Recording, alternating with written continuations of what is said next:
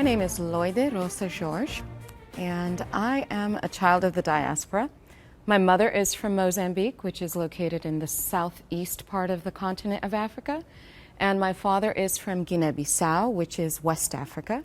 And both colonies, both countries are former colonies of Portugal. So the connection between my parents' countries is language and a common colonizer. I immigrated to the United States with my parents at the age of 3, so that means I've been here 35 plus years.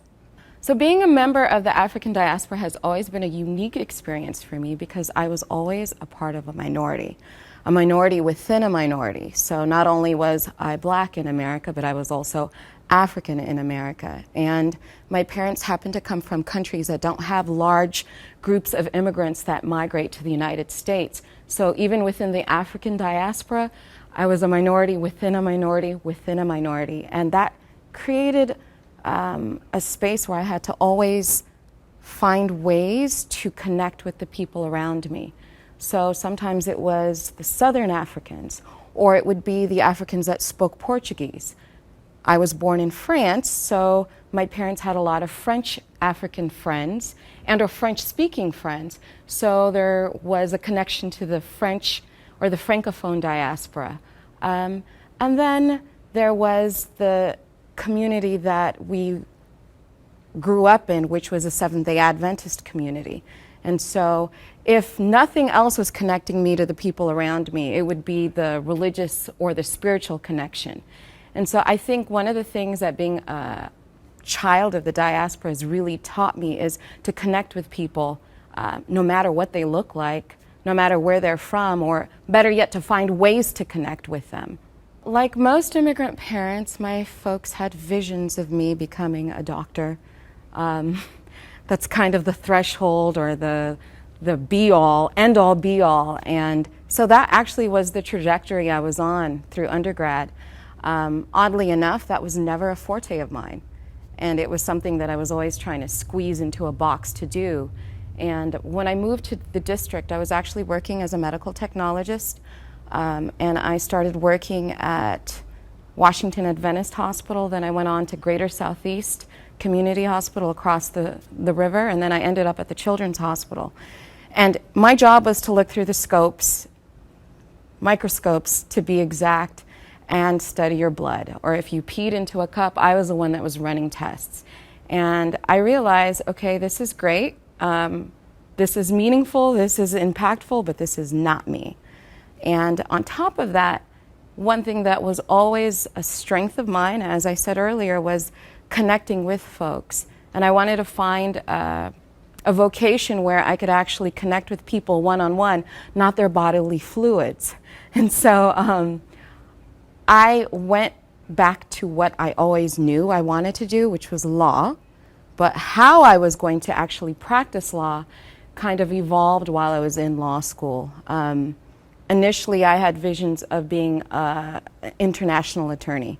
I thought I was going to work in the UN, I was going to be flying around the world, I would be at exotic posts, and I actually didn't have any conceptual idea of how that vocation would manifest itself. I just knew I wanted to be on a plane dealing with the citizens of the world.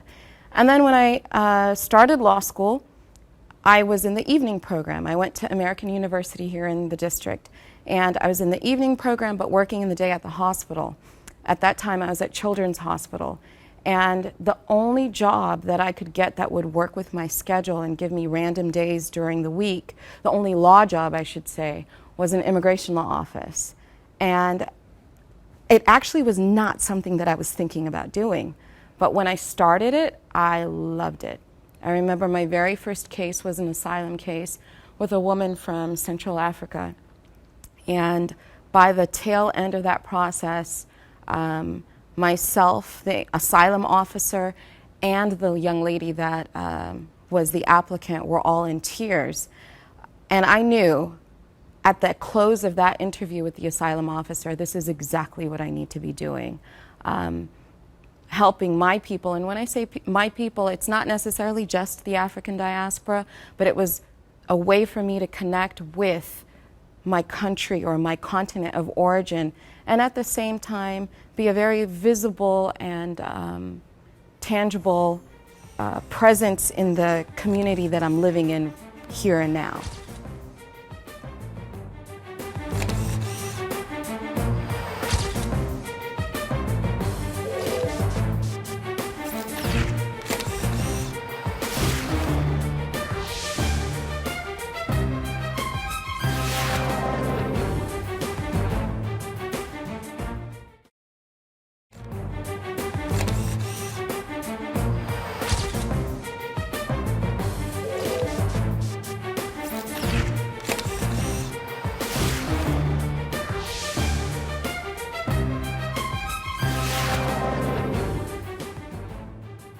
You're going to find a nice melting pot of people from all over the world with different experiences, different walks of life, different socio and economic backgrounds that end up with one desire, and that is to live in the United States legally.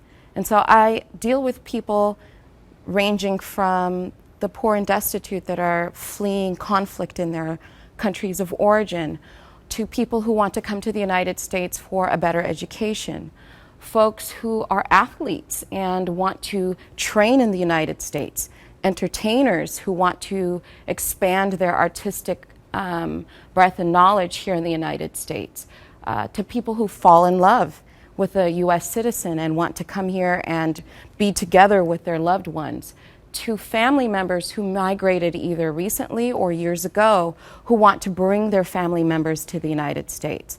Then there are people that are diplomats who are done with their assignments and want to stay and want to explore, how can I stay?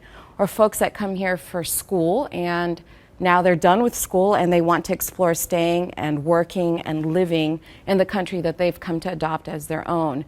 Now, I just gave you a nice little range, and that means you're going to have that many stories, that many experiences. But the one common denominator is everyone wants to come here. That in and of itself is a whole different discussion, but the idea is my day job allows me to actually help people realize whatever their dreams may be. And their dream may not necessarily be America is it, but America for so many people is a stepping stone. Whether it's for them to be able to be here legally for a brief period of time and go back home with the skill sets that they've cultivated in the United States. The idea of what I consider my job is a facilitator to help people actualize their dreams. Outside of my day job, to be more specific, outside of the exchange of my services for money, I do get involved in the community, whether it's doing free workshops where I provide people with the basic ABCs of how U.S. immigration law works.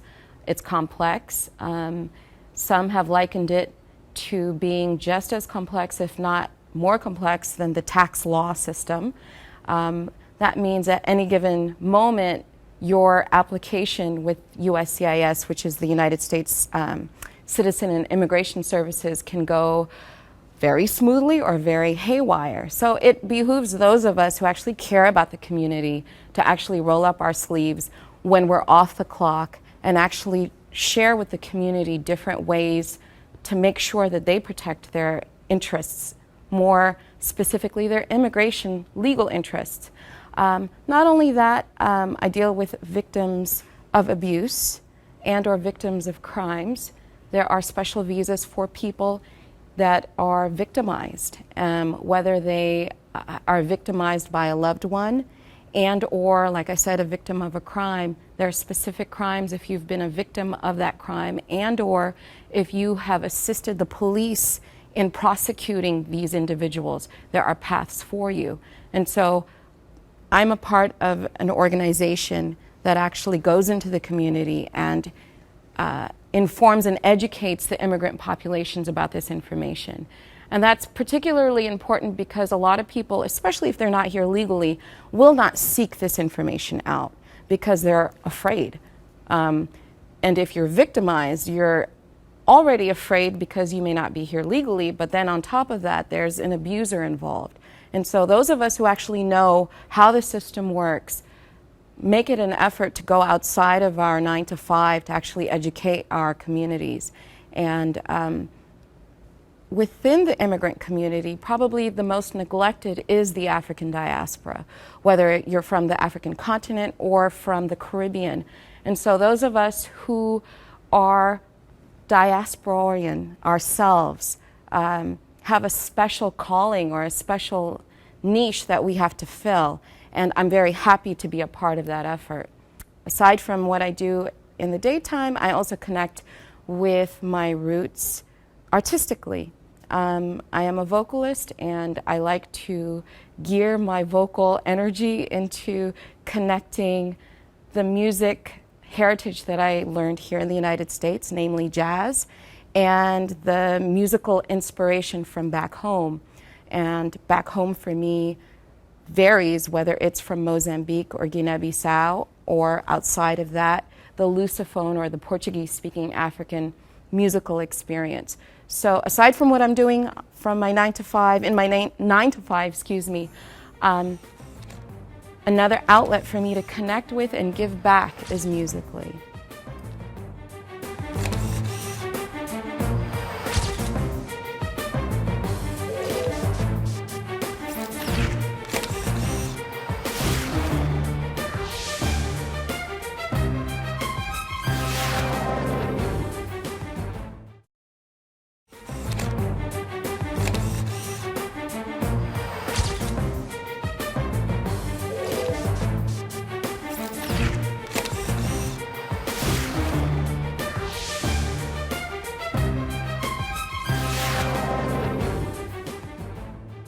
I, for as long as I could remember, have been singing. When my parents first immigrated to the United States with me, we ended up in a small university town in Southwest Michigan. And I remember my very first musical project was in kindergarten, where I was singing with the other kids, and I was one of Betsy Ross's friends. I don't know if you remember or know who Betsy Ross is, but she is supposed to be the woman that sewed the first American flag. So there's this little African girl, just imagine a little African girl with a little pixie afro singing, swaying as Betsy Ross's friend about the American flag. I loved it. From that day forward, I just knew music was going to be a part of my life. I never knew how it would manifest itself. I always had visions of grandeur about where the music would take me, but I think my parents, being the good old immigrant parents that they were not too keen on me dipping into the arts. Or let me not say dipping, because I was actually very lucky. My parents saw that I loved it, and they made sure that I cultivated it. So they weren't necessarily too keen on me making it my career, but they always made sure, whether it was a choir, a band, a chorale, a cappella groups, church choirs, you name it, I was in it. And not because they told me go and do it. It wasn't until after college, after I moved to DC, that I decided, all right, I've done everything my parents' way, because their idea was for me to either sing in the church or to sing classical European music. So when I got to DC, and there's an awesome jazz community here, that's when I said I got to do it my way. So I literally would just go to different hangs, sit in, first just listening to the bands. And then some of them were kind enough to let me sit in and sing. And then it spinned from there. I was a part of an Afro-Cuban band, and then I said, okay, I can do this on my own. So I started hiring bands for different gigs. And then I said, okay, this is great, but you know what? African American jazz is only a part of who I am. There's a whole other sound, a whole other musical palette that's inside of me that I think would be awesome to connect with the music that I came to love. And so that's when I coined my version of jazz, which is called Afro-Lusophone jazz, right? Who the heck knows what that is? Well, I'll let you know. Afro-Lusophone jazz is Afro-African, Lusophone is the Portuguese-speaking, and then jazz, that's the African-American experience that I'm bringing into the music. One of the challenges of the African diaspora community, again, whether you're from the continent or from the Caribbean, is not having your voice counted. To be specific, if you're filling out census and or, when you're filling out a census questionnaire, when you're filling out a job application, if you're at the hospital checking a box to say, who are you, where are you from? If you're black, you only have one box to tick. And that doesn't matter what corner of the world you're from. So what that means is when it comes time to actually quantify and qualify the different and very unique needs of the diaspora community, it gets lost. It gets lost because there's no way to actually pull that data out of the larger pool to then address those needs. Whether it is to be able to understand health trends in certain communities and or specific needs education-wise, housing-wise. There's a whole discussion when it comes to assimilating into the communities. The Latino community has been around for decades, and they have over time had the advantage of actually being able to say, okay, this is who we are, this is how you make sure that you know who we are, these are our needs. And so in that way, the immigrant community, specifically the Latino immigrant community, has a large voice that everyone hears. Indeed, when you hear about immigrants, 9 times out of 10, you're thinking about our Latino brothers and sisters, and you're completely losing sight of the fact that there are millions of diasporians here in the United States who have just as a significant of a voice in the immigrant population. Outside of the immigrant population, just as significant of a voice within the communities that we live and work and socialize in. So I think one of the biggest challenges that the African diaspora immigrant community has is actually not having a voice. In the last couple of years, there's been a lot of grassroots efforts to actually rally the different African diaspora communities together, and more specifically also to show that in showcasing and or highlighting how we are distinct, it doesn't have to be a way to divide us either.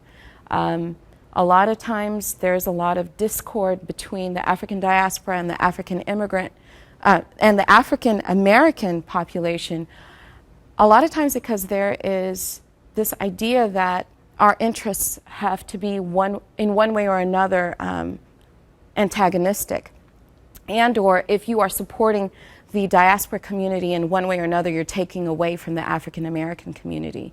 And so we're dealing with these different side struggles that no one really talks about, no one really understands. And again, the issues are more than likely lost because no one even hears them. And so one of the challenges for those of us that are active in the diaspora community is to actually highlight what our issues are so that they can be addressed. Because if they are not addressed, that's only detrimental for the community at large. And so it's about, like I said earlier, highlighting what our issues and our interests are. And that is a challenge depending on the support that we have within the communities that we now find ourselves living in. America is a beautiful place for 101 different reasons. But then you've got challenges like the immigration laws. The immigration system is extremely broken. And if you're not already here legally and you don't have an immediate path that's at your doorstep, you've got folks that are here that are kind of struggling at an impasse. Do I go home because there's nothing left for me here? Or what do I do if I want to stay here because there's nothing back home for me, but I have no way to come out of the shadows? Then there are folks who are here, they're here legally, and they're able to build and create a life and cultivate the communities, their community that has grown. In the district alone, the African diaspora, specifically the African immigrant population, has exploded in the last couple of years. So there's definitely space for folks that say, hey, this is where I'm going to be. This is the community that I want to build and cultivate within the larger community. I guess what I'm saying is what's happening in the here and now is we've got a lot of choices of what the future will look like.